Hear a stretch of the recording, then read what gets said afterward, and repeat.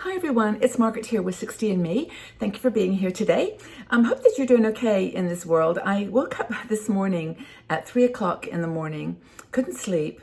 I sat and read for a little bit, did some knitting, made a cup of tea, and then I went back to sleep about 4:30 and I slept till 6. So I actually did get some sleep, but I mention this because Margaret here lives in a kind of bubble, you know.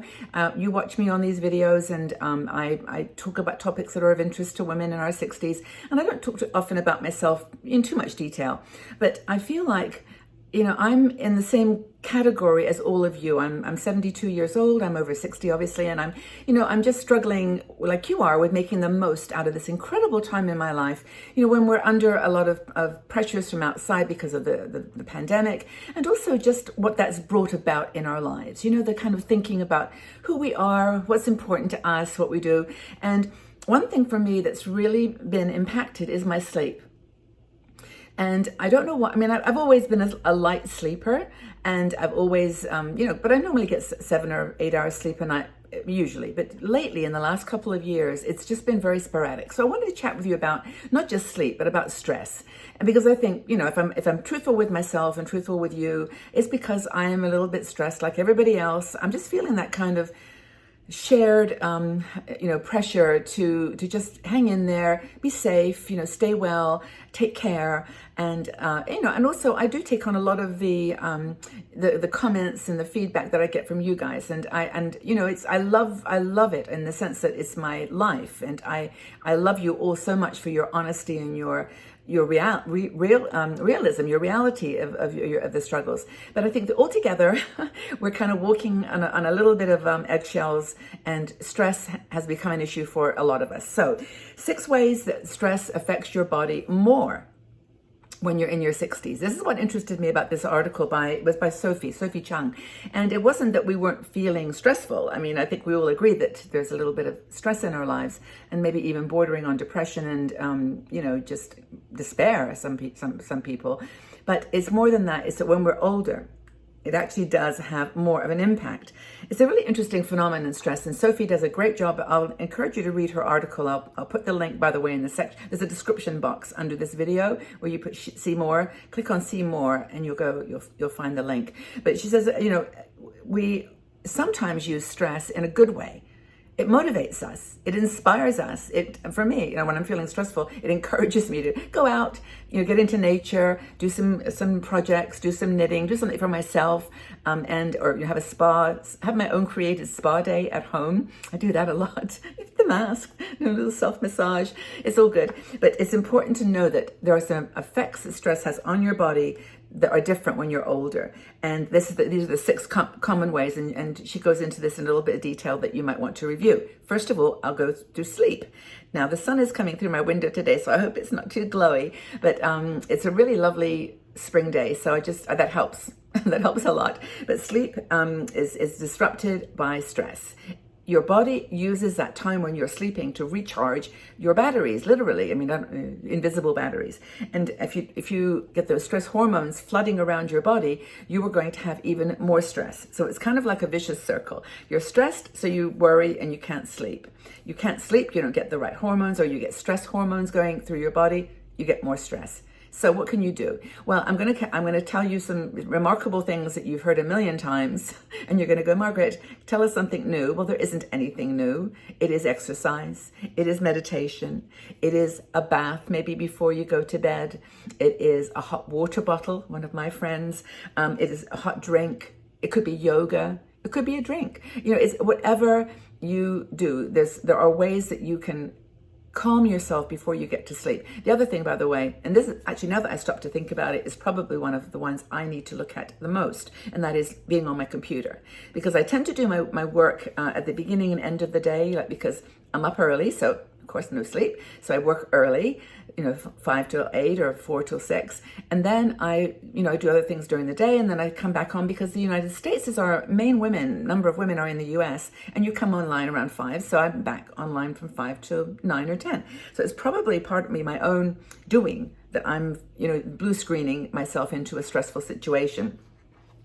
But anyway, the next thing that you can do, the way that stress affects your body as you get older, is it actually suppresses the immune system. Now, our immune system has been protecting us for 60 years, right? I mean, think about all the colds you've had, the flus you've had, the bugs, the measles, whatever. And you've also some of the more serious things. You have dealt with cancers or other serious diabetes, other serious illnesses.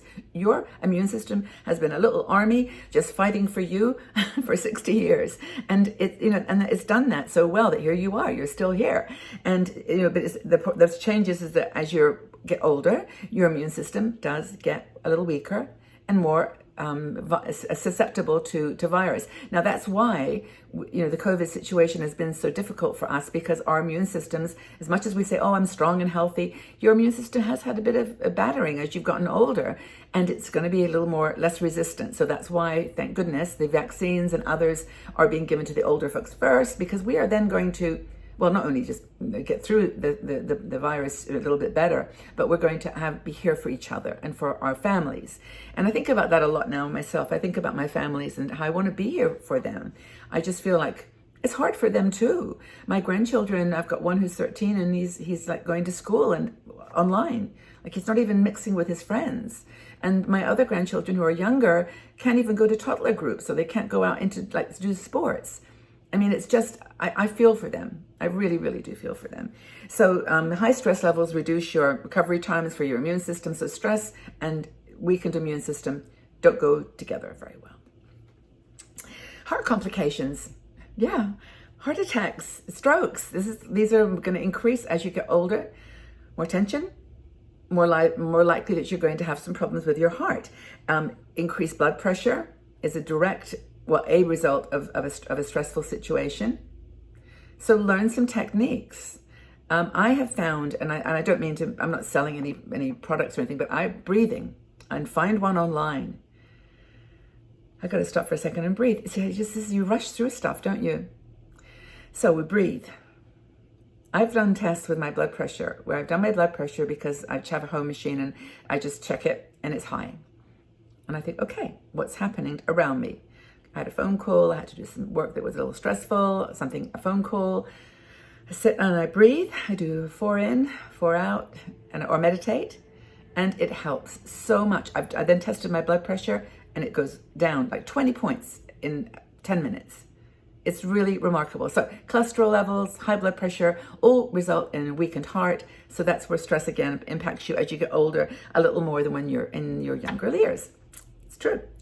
Another thing, which I never really thought about too much, but I do have some friends who are impacted by this, and it's diabetes. Diabetes can appear when you're younger. It also can appear late, I think they call it late onset diabetes, where you can get it later in your life. It's basically where your insulin is not working properly. The pineal gland, pancreas. The pancreas that produces the insulin is not working as efficiently as it should, so you don't get that balance of insulin, and high blood sugar can really impact your health. Not just for, as I mentioned, heart, but also diabetes. And that's really something to worry about, because again, well, not to worry, everything's to worry about, right? This is why we get stressed, to think about, because it's an important ailment that can be managed. It's not something that is not curable. It can be managed. We just need to manage it.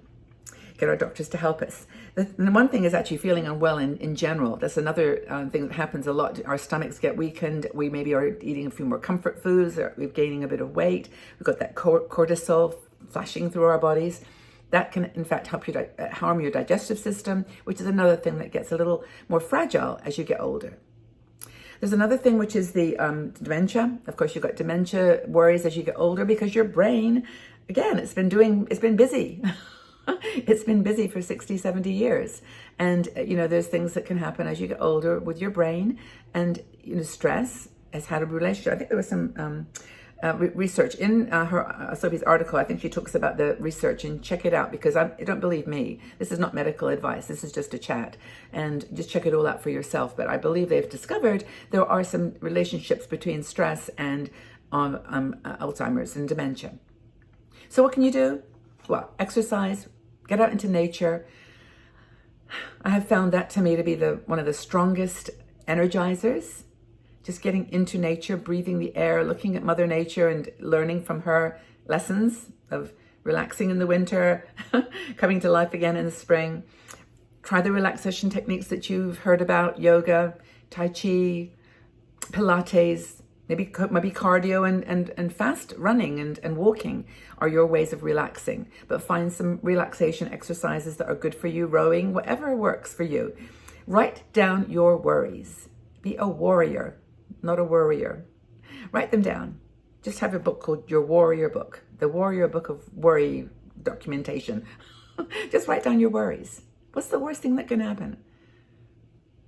What's the worst thing that can happen? If you're worried about something, what's the worst thing? And just think about it and deal with it. Deal with it. Own it.